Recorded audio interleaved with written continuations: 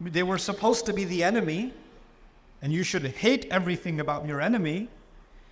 But the enemy was very successful as teaching you that if you speak my language, you will be successful. If you dress like me, you will be more successful. If you eat like me, you will be more successful. If you talk like me, if you act like me, if you look like me, if you pretend that you are me, even though you're brown, if you pretend that you're white, you're going to get really successful. Assalamu alaikum wa rahmatullahi ta'ala wa barakatuh. Alhamdulillahi rabbil alameen, wa salatu wa salamu ala sayyidil anbiya'i wal mursaleen, wa ala alihi wa sahbihi ajma'in, amma ba'd, fa'a'udhu billahi minash shaitanir rajim.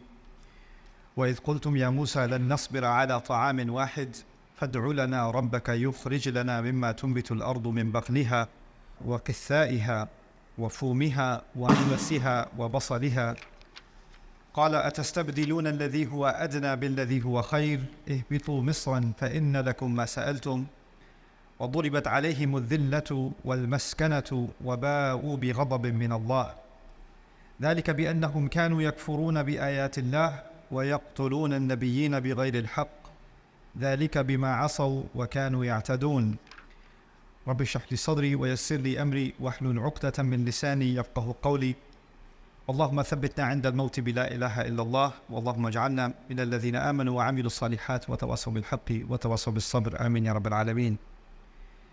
Inshallah, in this brief talk before the khutbah, I will share with you some reflections and some lessons from the 61st ayah of Surah Al-Baqarah. And as I continue to talk about this ayah, I think anybody who thinks about this ayah deeply will understand why it's important for us to review ayat like these at a time like this. Allah Azza wa Jal is placing this ayah in a certain context. Banu Israel have escaped Fir'aun. They got away from Fir'aun. And for many, many generations, they were living under the rule of Fir'aun. So for a long time, they've lived as an occupied people with a dominant force that rules over them and treats them like slaves and keeps them like an underclass, right? Now the thing is, there's a strange relationship between the oppressor and the oppressed. In the history of the world, you have nations that get dominated by other nations. That has happened throughout history. The Japanese did that to the Chinese, for example. The British did that to many parts of the world. The Dutch did it in Indonesia, etc., etc.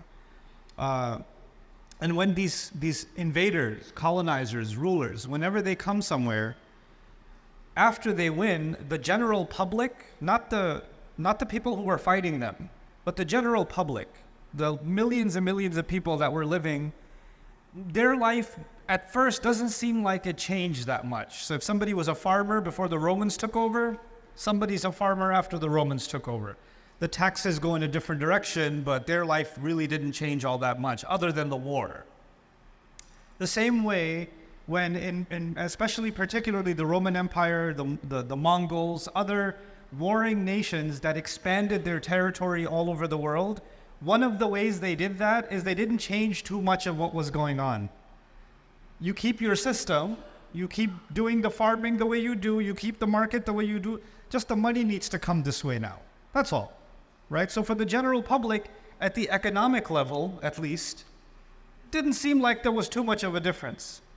But it was also important for the people that took over to let the public know there's a new boss in town.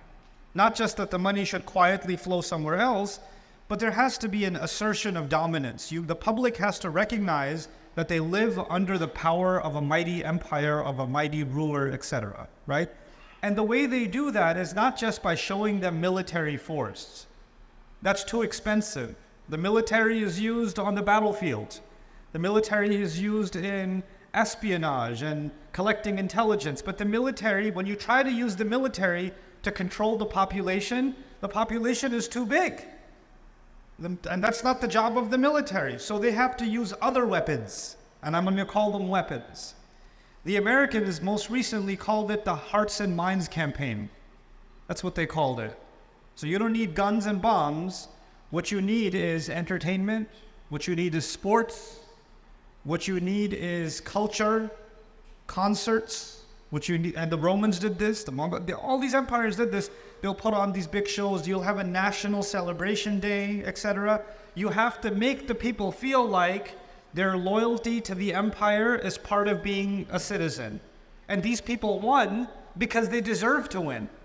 It's a good thing they won. If they didn't win, we would never have advanced as an empire. So you start, even though they don't see you as one of them, they want you to see them as family. They'll never look at you as family, but they want you to see them as family. And so they will do this by, the flags and the parades and shows and songs and, propaganda machinery, basically. They'll create that. And they created that even in the time of Fir'aun. In fact, if you study the history of the pharaohs, this is important because the Quran brings up Fir'aun quite a bit, right? Fir'aun, if you know anything about the ancient Egyptian empire, they built a lot of very strange but very daunting, powerful monuments like the Sphinx and the pyramids and the obelisks and all these strange architectural structures that even now people go on tourist sites and they visit these places. And a lot of these places were built so if there were people traveling by sea and they would pass by or river, they could see on the banks of the river, oh, these people you don't want to mess with these people, look at what they built. It was a means of intimidation, right? And this is actually, in the Quran, Allah Azza wa Jalla describes even previous nations like the nation of Hud alayhi salam. They used to do this too, to carve idols and carve massive monuments for no other purpose but to create an image, an impression, right? And so it's a symbol of something. When the United States, the rebels in the United States were fighting the British Empire, the French wanted to, because the French hate the British, so just to stick it to the English some more, they sent them the, Lady Liberty, a symbol of the union between France and America. And what does Lady Liberty represent? Freedom. Freedom of speech, freedom of religion, freedom of expression, freedom of to be human as you wish to be, except in France that celebrates that freedom. You can't wear a hijab and get a job. You can't have a name Muhammad and get, put your resume in, you're not going to get a call back. The same guy, Algerian guy, light-haired, light-skinned, his name is Abdul Karim, he applies for a job, can't get it, changes his name, Jacques, François, and he sends it in and he gets a call right away. Freedom. But it's just a symbol. It's supposed to show people this is what we represent. This is what we celebrate, right? So it's done by means of a flag and all these other things. Now what happens to most of the public? Most of the public, what these empires did is they controlled the way these people think about the world.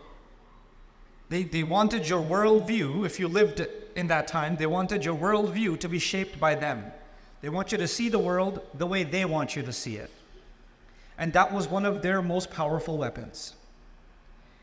The Israelites were slaves to the empire. They were slaves to Egypt. And Musa alayhi salam helped them break away from that slavery, and now they were free. They were in Sinai, they were in the desert.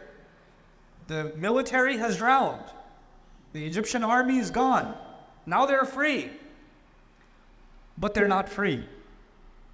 Because the real occupation was not the military occupation. The real occupation was the psychological occupation. They escaped physically, but they didn't escape mentally. They didn't escape mentally. So now they're free. Now I want to give you an analogy. If somebody was in jail, falsely accused, they got thrown in jail. And after 20 years of being in jail, they got out. When they got out, now they can see the sun again, they can eat normal food again, they can make friends again, right?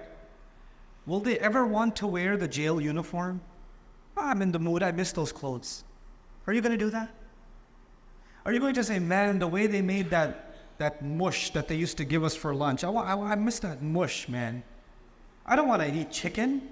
I don't want to eat beef. I don't want to have a barbecue. I want that old pot, that dirty pot, and I want to sit in a dark place where there's rats running around because I miss that, man. That was the life. Nobody would do that. Nobody will do that. In fact, even if they saw a rat or they saw a pot that looked like the from the time of jail, they might get triggered. That memory might come back, and they might start remembering, and they might even start crying that they remember that. The next time you see a police officer, they might have a panic inside their heart. I've lived through this. You know, they can't even drive by the old place where they used to be in prison. It reminds them of a terrible episode in their life they would rather forget. That is someone who got free and now wants to taste freedom. They want to taste freedom. Musa alayhi salam comes with them to the desert. It's a desert. It's not a garden. You don't have a lot of food options. You don't have a lot of weather, shade options. So Allah provided the shade, as you might know. ظَلَّلْنَا عَلَيْهِمُ الْغَمَامِ. Right? And then وَأَنزَلْنَا عَلَيْهِمُ الْمَنَّ وَالسَّلْوَى. Right? So Allah sent them manna and salwa. So the food is taken care of. So what you need to survive, water, which is the 12 springs, فَانْفَجَرَتْ مِنْهُ اثْنَتَا عَشْرَةَ عَيْنًا. The 12 springs have been given. Proteins have been given. You know, salwa is coming, the bird is coming. You can kill the bird, you can get the flesh of that bird. Your protein intake, your fat intake is covered. A salwa is the wheat that they're going to grow. So their protein, their carbs are covered, taken care of. It's a full nutritional plan. They can survive perfectly well and be hydrated, now with freedom. And these people that were free physically were still enslaved mentally. And they come to Musa alayhi salam in ayah number 61.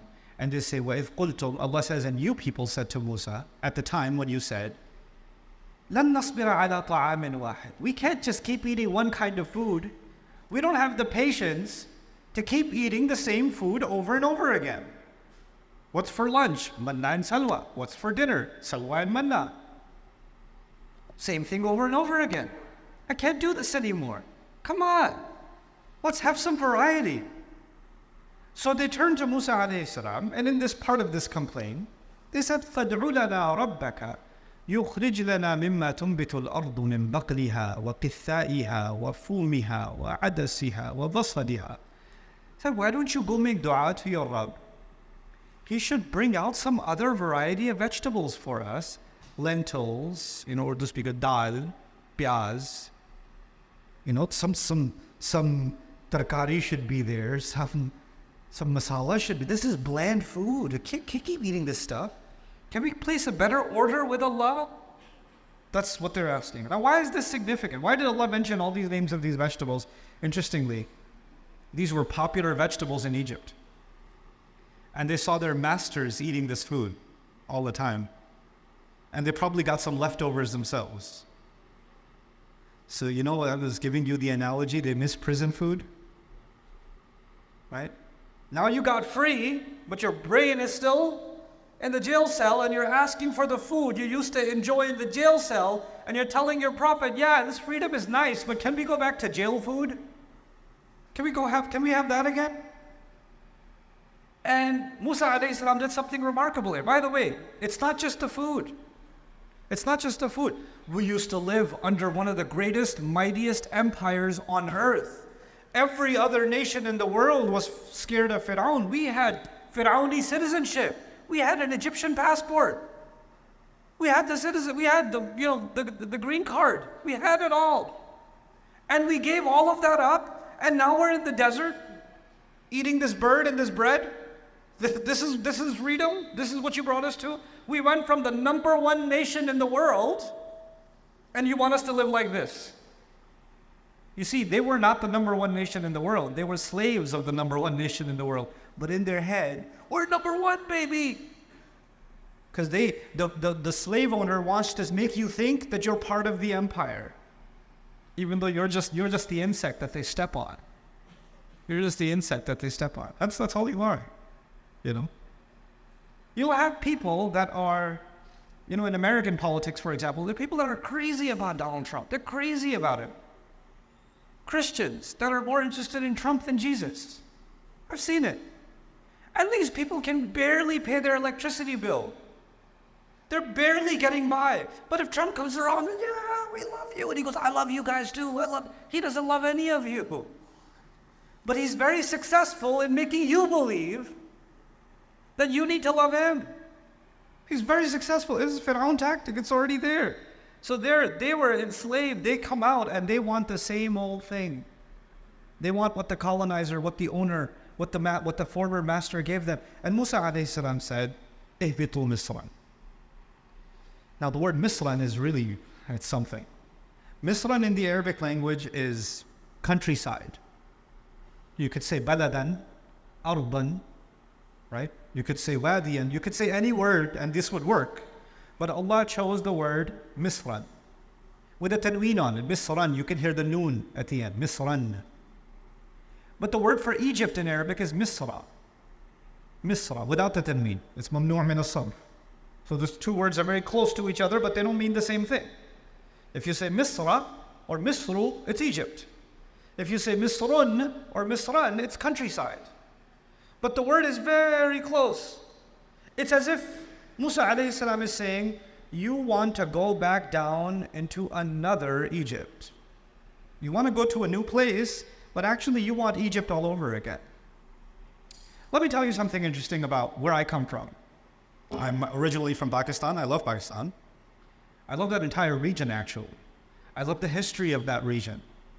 A book for especially the university students that are sitting here and high school students that are sitting here, the boys and the girls. I really want you to read this book, especially if you come from South Asia. If you come from India, Pakistan, Bangladesh, Afghanistan, even Sri Lanka, other parts of that region, I want you to read this book. It's called Islam and the English Enlightenment. Islam and the English Enlightenment. I really want you to read it for yourself. But I want you to let's step away from that for a moment. The British colonized India. They ruled over the Hindus, the Sikhs, the Muslims for some time. The Indians tried to fight back. The Muslims particularly tried to fight back. Didn't work for a long time. They were supposed to be the enemy, and you should hate everything about your enemy. But the enemy was very successful as teaching you that if you speak my language, you will be successful. If you dress like me, you will be more successful. If you eat like me, you will be more successful. If you talk like me, if you act like me, if you look like me, if you pretend that you are me, even though you're brown, if you pretend that you're white, you're going to get really successful. Because the British are a very small nation, if you didn't know. I've been to England many times, and you can drive across the country in a few hours. And every time I drive, most of it is farmland. One town, farmland, one town, farmland, and I look at it and I say, Ya Allah, these people and the entire planet, how in the world did that happen? And if you study English history, they were ready to kill each other. Their kings were ready to kill each other. And they go from there at a time when their entire military wasn't even 60, 70,000. If you want to exaggerate it, 200,000, their entire military. And the Mughal military was in the millions. Between 2 and 6 million, it fluctuated. How? How did this happen? It didn't happen militarily. Something else was going on. And we need to understand how domination works. Yes, it works by military means, but there are other mechanisms, other weapons that are used. And in those weapons, even when people break free from the British, even when people fight in Algeria, they fight and kill. They get killed to get the French out of their land. They can get the French out, but there's a French that stays inside. They can get the British out, but there's a British that stays inside. And when it resides inside, now you can go to a country like Pakistan, which I love. And Pakistan has a remarkable heritage of many, many languages. Many of those languages are dying, right? And if you go to a restaurant and you speak in Urdu, then the waiter might look at you like. But if you say the same exact thing in English, on top of that, if you say it in an American accent, please, sir, this way, sir. You could conduct the experiment. I could walk into the same restaurant with a suit on, speak in English, I could go back out, change it to Shalwar Kameez, and then come back in and speak in Urdu. Completely different treatment. And this is not in America. the mistreatment. It's not in America. It's not happening in Canada. It's not happening in England. This is happening in the Muslim world. And it's not just Pakistan. It's happening in India, Bangladesh, Indonesia, Malaysia. It's happening in North Africa, all over the Muslim world. You know what it is? We freed ourselves. We did. But did we? Did we free ourselves? It's as if we wanted another Misr. We wanted another Misr. And the new one, for the new generation now, they're like, I was born in Canada. What are you talking about? I can't relate to any of this. Yeah. We talk to you for a second. You know who your colonizer is? Brand names. Your TV, your loyalty to your entertainment accounts. Your worship of your sports teams. This is how your new master keeps you busy. And keeps you busy with the new car that came out, the new phone release that came out, that has a camera which is exactly the same as the last camera. But for you, your life is incomplete if you don't have the newest one. You have to have it. You have to show it. You will be proud of democracy, living in a democracy that is so busy destroying democracies all over the world. But you're so proud of democracy. And then, at least we have rights, at least we have this, and then that facade will start breaking. So what I'm trying to tell you by means of this ayah is that Musa alayhi salam gave them a warning.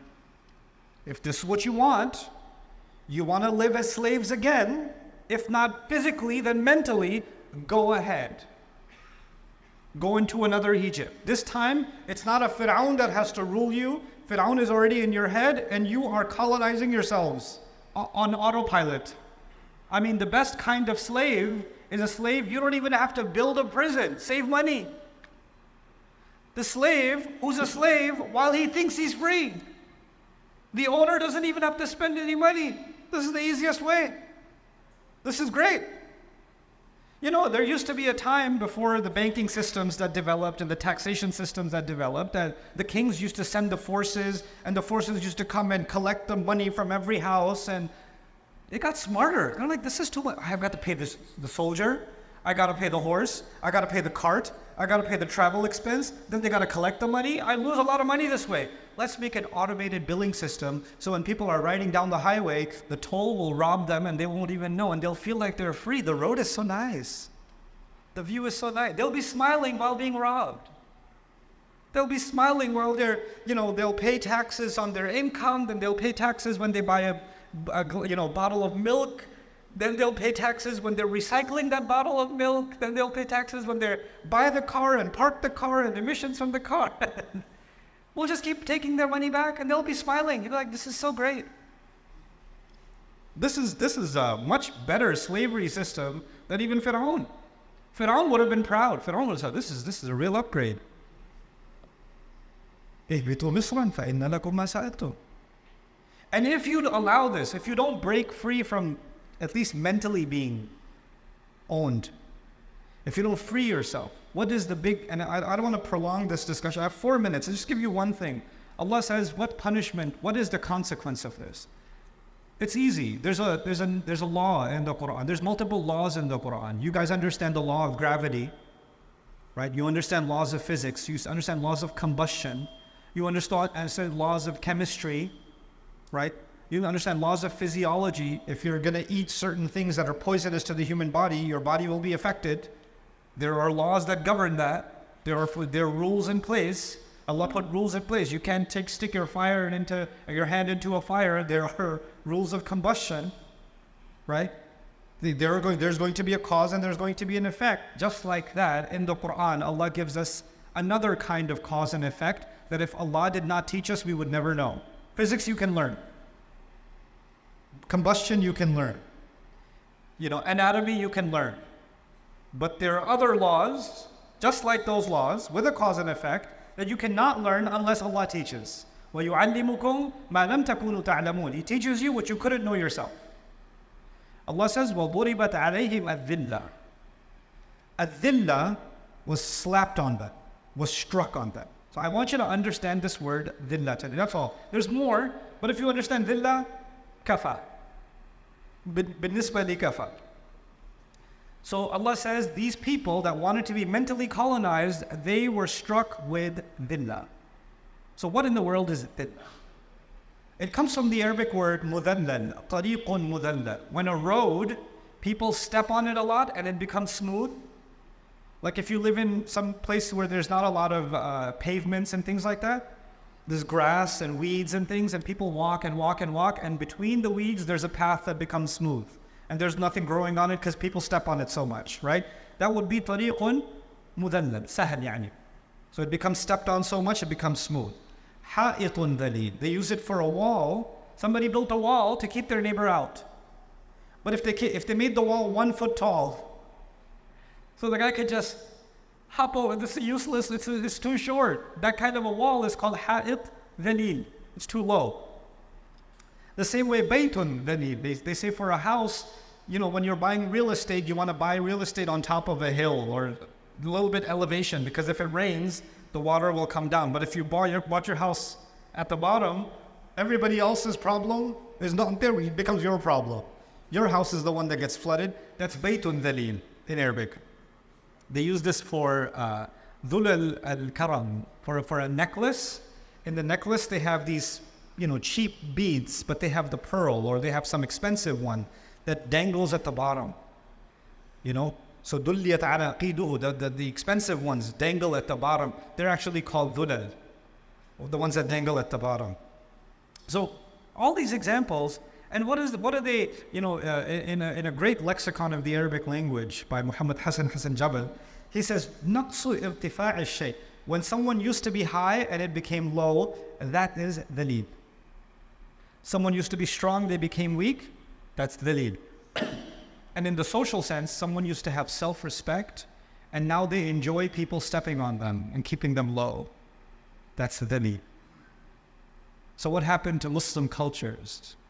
Where if you pretend, there are cultures today, and I know I've visited them, I've had those conversations, Muslim cultures where if a woman is wearing hijab, she's considered a villager, uneducated, and backwards. And the moment they act more, they want to act more American and more Western than Westerners. They don't even act that Western. Why? Because we want to feel like we're modern. We want to feel like we're modern. What's the biggest, you'll notice war-torn countries where entire, cities have been decimated. People have been destroyed. And those same people, their sense of value comes from, hey, I just bought, look at the brand of my belt. Look at these shoes. Look at this coat I got. This is where your value is coming from. The master says, buy from me, pay me taxes, and be proud of it too. How more dhalil can one get? How more low can one get? This is not about halal and haram. I want you to understand that. This is not about tahrim. This is about self-respect. This is about self-respect. And I'll conclude with this, every culture on earth is an extension of what was given to Adam alayhi salam. أنزلنا عليكم لباسا يواري سوآتكم وريشا. Adam alayhi salam was told, Allah has revealed clothing to you so it covers your privates. So whether you're dressed in Bangladeshi clothes, Pakistani clothes, Afghani clothes, American clothes, Canadian clothes, British clothes, Japanese clothes, all of them were actually started by what was given to Adam alayhi salam. And Allah gave us guidelines in His book and the sunnah of His messenger sallallahu alayhi wasallam to remove ignorance from the clothes, and you can wear decent clothes while being Japanese. You can wear decent clothes while being American. You can wear decent clothes while being Chinese or any other nation. It's not the cultures that were being rejected. It was the colonization that was being rejected. It was the ruler mindset, the worship of the ruler that was being rejected. And subhanAllah, we are living in amazing, amazing times. At this time, for us to contemplate ayat like these, especially for the young generation, they have an opportunity to break the colonization that has dominated the Muslim mind for well over a century. Muslims are a very powerful force on earth. We've been sleeping for a couple of 100 years. We've had a bad season. We've just had a bad season. But that doesn't mean we're weak. We're the sleeping giant. That's what we are. Well, we're starting to wake up. We're starting to wake up, you know. What's happening in Gaza isn't just opening up the eyes of the world to what's happening. What's the political reality? It's not just teaching Americans. We keep saying freedom of speech, but we don't really have it. We keep saying freedom of expression, but we don't really have it. We keep saying freedom of protest, but we don't really have it. It's not just teaching the Americans that very, very important lesson. Oh my God, they did think of us like slaves. They just put invisible fences. They're not just, but the Muslims are learning. What have I been worshiping? What cow did I just make and worship? Like the Israelites and their golden calf, right? It doesn't have to be a golden calf anymore. It could be a golden logo of anything. It could be a golden Nike. It could be a golden Ferrari, golden Chanel, all golden cows. Those are all the cows today, you know? And all the Saudis of the world are building it. So I pray this is the beginning of something.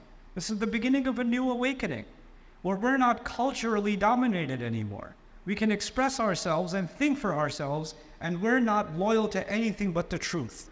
And we can invite the world to see the truth, instead of seeing the truth through the lens of someone who just wants control and manipulation. May Allah Azza wa Jal liberate our hearts and minds, and may Allah Azza wa Jal allow especially this generation to be the one that truly liberates the ummah from the colonization that is inside, not just the one that is outside. Barakallahu li wa lakum fil Qur'anil Hakim wa nafa'ani wa iyyakum bil ayati wa dhikril hakim.